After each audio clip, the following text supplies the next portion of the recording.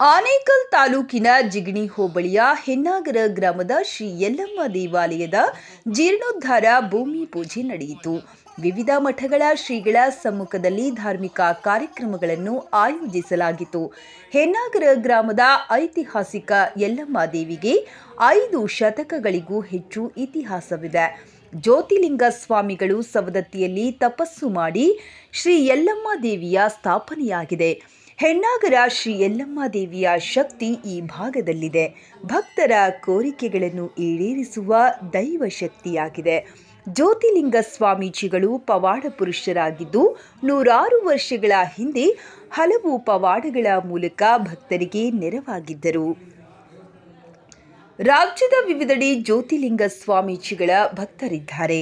ವಿಶೇಷವಾಗಿ 1975-76ರಲ್ಲಿ ಮೈಸೂರು ಮಹಾರಾಜರಾದ ಜಯಚಾಮರಾಜೇಂದ್ರ ಒಡೆಯರವರು ಶ್ರೀ ಯಲ್ಲಮ್ಮ ದೇವಿ ಮಹತ್ವ ಹಾಗೂ ಗದ್ದಿಗೆ ಜ್ಯೋತಿಲಿಂಗ ಸ್ವಾಮಿಗಳ ಪವಾಡವನ್ನು ಮೆಚ್ಚಿ ಜಾತ್ರೆಗೆ ಆಗಮಿಸಿ ದೇವಿಯ ಕೃಪೆಗೆ ಪಾತ್ರರಾಗಿದ್ದರು.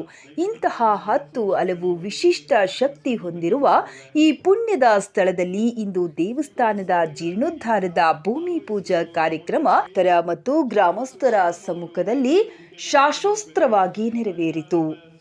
ಇನ್ನು ಪೂಜಾ ಕಾರ್ಯಕ್ರಮದಲ್ಲಿ ಕನಕಗುರು ಪೀಠದ ನಿರಂಜನಾನಂದಪುರಿ ಸ್ವಾಮೀಜಿ, ಬೆಳ್ಳಾವಿ ಮಠದ ಮಹಂತ ಶಿವಾಚಾರ್ಯ ಸ್ವಾಮೀಜಿ, ಹಾರಗದ್ದೆ ರಾಜರಾಜೇಶ್ವರಿ ದೇವಾಲಯದ ಧರ್ಮದರ್ಶಿ ಶಿವಕುಮಾರ್ ಸ್ವಾಮೀಜಿ, ಗುಮ್ಮಳಾಪುರ ಸಂಸ್ಥಾನ ಮಠದ ಶಿವಾನಂದ ಶಿವಾಚಾರ್ಯ ಸ್ವಾಮೀಜಿ, ವೇಮನ ಮಹಾಪೀಠದ ವೇಮನಾನಂದ ಸ್ವಾಮೀಜಿ ಮತ್ತು ಹೆನ್ನಾಗರ ಯಲ್ಲಮ್ಮ ದೇವಿ ದೇವಾಲಯ ಟ್ರಸ್ಟ್ನ ಅಧ್ಯಕ್ಷ ಸುರೇಶ್ ರೆಡ್ಡಿ, ಬಮುಲ್ ಮಾಜಿ ಅಧ್ಯಕ್ಷ ಆರ್.ಕೆ. ರಮೇಶ್, ಪ್ರಚಾರ ಸಮಿತಿಯ ಆರ್.ಕೆ. ಕೇಶವರೆಡ್ಡಿ, ಜಿ. ಮುನಿರಾಜು, ಟ್ರಸ್ಟ್ನ ಖಜಾಂಚಿ ರಮೇಶ್, ಪದಾಧಿಕಾರಿಗಳಾದ ನಾಗೇಶ್, ಜ್ಯೋತಯ್ಯ, ಧರ್ಮವೀರ, ಸುರೇಶ್, ಸತೀಶ್ ರೆಡ್ಡಿ ಮತ್ತು ಪ್ರಭಾಕರ್ ರೆಡ್ಡಿ, ವೆಂಕಟಸ್ವಾಮಿ ರೆಡ್ಡಿ, ಎಂ. ಮಹೇಶ್ ರೆಡ್ಡಿ, ಸೋಮಶೇಖರ್ ರೆಡ್ಡಿ ಇದ್ದರು.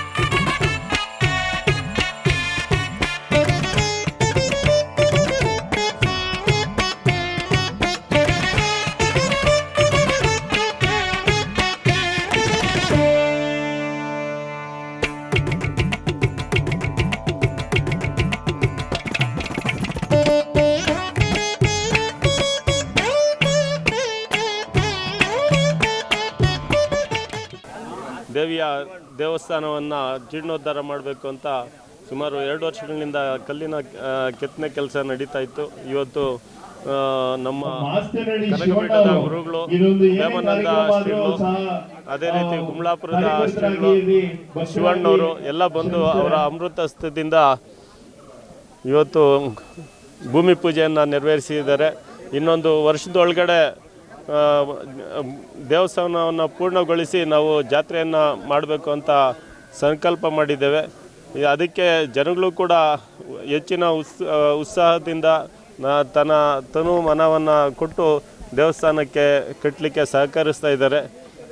ಭಕ್ತಾದಿಗಳು ಏನು ತಮ್ಮಲ್ಲಿ ಕೈಯಲ್ಲಾದಂಥ ಸಹಾಯನ ಮಾಡಿ ಇನ್ನೊಂದು ವರ್ಷದೊಳಗಡೆ ಪುನರ್ ಪ್ರತಿಷ್ಠಾಪನೆ ಮಾಡಿ ಜಾತ್ರೆ ಮಾಡಬೇಕು ಅಂದ್ಕೊಂಡು ಏನು ಸಂಕಲ್ಪ ಮಾಡಿದ್ದೀವೋ ಅದು ನೆರವೇರಲಿಕ್ಕೆ ಎಲ್ಲರೂ ಸಹಕಾರ ಕೊಡಬೇಕು. ದೇವಿಯ ಆಶೀರ್ವಾದ ಎಲ್ಲರಿಗೂ, ತಾಯಿ ಆಶೀರ್ವಾದ ಇರಲಿ ಅಂತ ದೇವಿಯಲ್ಲಿ ಪ್ರಾರ್ಥನೆ ಮಾಡಿಕೊಂಡು ಶ್ರೀ ರೇಣುಕ ಯಲ್ಲಮ್ಮ ದೇವಿ ದೇವಸ್ಥಾನವನ್ನು ಜೀರ್ಣೋದ್ಧಾರ ಮಾಡಲು ಈ ದಿನ ಅಡಿಗಲ್ಲು ಪೂಜೆಯನ್ನು ಗುಮ್ಮಳಾಪುರ ಮಠದ ಸ್ವಾಮೀಜಿಗಳು, ನಾಗಲಾಪುರ ಮಠದ ಸ್ವಾಮೀಜಿಗಳು ಹಾಗೂ ಈ ದೇಗುಲದ ವಂಶಸ್ಥರು ಎಲ್ಲರೂ ಸೇರಿ ಈ ದಿನ ಅಡಿಗಲನ್ನು ಪೂಜೆಯಾಗಿದೆ. ಈ ದೇಗುಲವನ್ನು ಮುಂದಿನ ವರ್ಷ ಜಾತ್ರೆ ಜನವರಿ 22ನೇ ತಾರೀಕು ಒಳಗಡೆ ದೇಗುಲವನ್ನು ನಿರ್ಮಿಸಿ ಮತ್ತೆ ಜಾತ್ರಾ ಮಹೋತ್ಸವ ನಡೆಸಬೇಕು ಅಂತ ನಮ್ಮ ಸೇವಾ ಟ್ರಸ್ಟ್ ವತಿಯಿಂದ ಪ್ರತಿಜ್ಞೆ ಮಾಡಿಕೊಂಡಿದ್ದೀವಿ. ಈ ಪ್ರತಿಜ್ಞತೆಗೆ ಈ ದೇವಿಯ ಸುತ್ತು 9 ಹಳ್ಳಿಗಳ ಎಲ್ಲ ಭಕ್ತರು ಹಾಗೂ ಅನೇಕ ಗ್ರಾಮಗಳಲ್ಲಿ ಯಲ್ಲಮ್ಮ ಭಕ್ತರಿರೋದ್ರಿಂದ ಎಲ್ಲರೂ ಸಹ ಈ ದೇಗುಲಕ್ಕೆ ಬಂದು ದೇವಿಯ ಕೃಪೆಗೆ ಪಾತ್ರರಾಗಿ ಸಹಾಯವನ್ನು ಹಸ್ತವನ್ನು ಮಾಡಿ ಎಲ್ಲರೂ ಕೈ ಜೋಡಿಸಿ ದೇಗುಲವನ್ನು ಅಭಿವೃದ್ಧಿಪಡಿಸಿ ಈ ಪ್ರಸಿದ್ಧಿ ಸ್ಥಳವನ್ನು ಹೆಸರುವಾಸಿಯಾಗಿ ಮಾಡಬೇಕು ಅಂತೇಳಿ ಎಲ್ಲರಲ್ಲಿ ಪ್ರಾರ್ಥನೆ ಮಾಡ್ಕೊಳ್ತಾ ನಮಸ್ಕಾರ. ಈ ತಾಯಿ ಯಲ್ಲಮ್ಮ ಕೃಪೆ ತಮ್ಮೆಲ್ಲರ ಮೇಲೂ ಇರಲಿ. ಮತ್ತು ಇವತ್ತು ಈ 22ನೇ ತಾರೀಕು ಫೆಬ್ರವರಿ ಏನು ಹಮ್ಮಿಕೊಂಡಿದ್ವಿ ನಾವು ಗುದ್ದಲಿ ಪೂಜೆ ಮಾಡೋಣ ಅಂತ ಹೇಳ್ಬಿಟ್ಟು ಎಲ್ಲ ಗುರುಗಳ ಸಮ್ಮುಖದಲ್ಲಿ ಎಲ್ಲ ಗುರುಗಳು ಆಶೀರ್ವಾದ ಮಾಡಿದ್ದಾರೆ. ಬರುವ ವರ್ಷದ ಮೊದಲನೇ ಜನವರಿ ಒಳಗಡೆ ಜನವರಿ ನೆಕ್ಸ್ಟ್ ಜಾತ್ರೆ ಒಳಗಡೆ ಈ ದೇವಸ್ಥಾನನ ಕಂಪ್ಲೀಟ್ ಮಾಡಲಿಕ್ಕೆ ಇಲ್ಲಿರೋ ನೆರೆದಿರೋ ಭಕ್ತಾದಿಗಳು ಮತ್ತು ಈ ತಾಯಿ ಭಕ್ತರೆಲ್ಲರೂ ಸಂಕಲ್ಪ ಮಾಡಿದ್ದಾರೆ. ಅವರೆಲ್ಲರ ಸಹಕಾರದಿಂದ ನಾವು ಬರೋ ವರ್ಷದಲ್ಲಿ ಇದನ್ನು ದೇವಸ್ಥಾನನ ಸಂಪೂರ್ಣ ಮಾಡೋಣ ಅಂತ ಹೇಳ್ಬಿಟ್ಟು ಮತ್ತು ಈ ಗುರುಗಳೆಲ್ಲ ಇವತ್ತು ಅದೇ ವಚನ ಆಶೀರ್ವಚನ ಮಾಡಿದ್ದಾರೆ. ಅದೇ ರೀತಿ ನಾವು ಮಾಡ್ತೀವಿ ಅಂತ ಸಂಕಲ್ಪ ತೊಟ್ಟು ನಾವೆಲ್ಲ ಟ್ರಸ್ಟ್ನ ವತಿಯಿಂದ ಮತ್ತು ವಂಶಸ್ಥರ ವತಿಯಿಂದ ಮತ್ತು ಇಲ್ಲಿ ಸುತ್ತಮುತ್ತ ಗ್ರಾಮದ ಜನಗಳ ಮತ್ತು ಈ ತಾಯಿಯ ಲಕ್ಷಾಂತರ ಜನ ಭಕ್ತರ ನೆರವಿನಿಂದ ಇಲ್ಲಿ ಇದನ್ನು ಮುಗಿಸ್ತೀವಿ ಈ ಸಾರಿ ಬರೋ ವರ್ಷದಲ್ಲಿ. ಇದಕ್ಕೆಲ್ಲ ನಾನು ಕೈ ಜೋಡಿಸಿ ಎಲ್ಲರೂ ಜೊತೆಗೂಡಿ ಬನ್ನಿ, ಜೊತೆಯಲ್ಲಿ ಈ ಕೆಲಸ ಮುಗಿಸೋಣ, ತಾಯಿ ಒಂದು ಗುಡಿ ಕಟ್ಟಲಿಕ್ಕೆ ಎಲ್ಲ ಸಂಕಲ್ಪ ಕೊಟ್ಟು ಮಾಡೋಣ. ಧನ್ಯವಾದಗಳು. ಶ್ರೀ ಯಲ್ಲಮ್ಮ ದೇವಿ ಗದ್ದಿಗೆ ಜ್ಯೋತಿರ್ಲಿಂಗ ಸ್ವಾಮಿ ಟ್ರಸ್ಟ್ನ ವತಿಯಿಂದ ನೆರವೇರಿಸಿದಂತಹ ಗುದ್ದಲಿ ಪೂಜೆ ಕಾರ್ಯಕ್ರಮ, ಯಲ್ಲಮ್ಮ ದೇವಿಯ ಒಂದು ದೇವಾಲಯವನ್ನು ಜೀರ್ಣೋದ್ಧಾರ ಪುನರ್ ನಿರ್ಮಾಣ ಕಾರ್ಯದಲ್ಲಿ ತೊಡಗಿರತಕ್ಕಂತಹ ಎಲ್ಲ ಭಕ್ತ ಮಹಾಶಯರಿಗೆ ಮೊಟ್ಟ ಮೊದಲಿಗೆ ಧನ್ಯವಾದಗಳನ್ನು ತಿಳಿಸ್ತೇನೆ.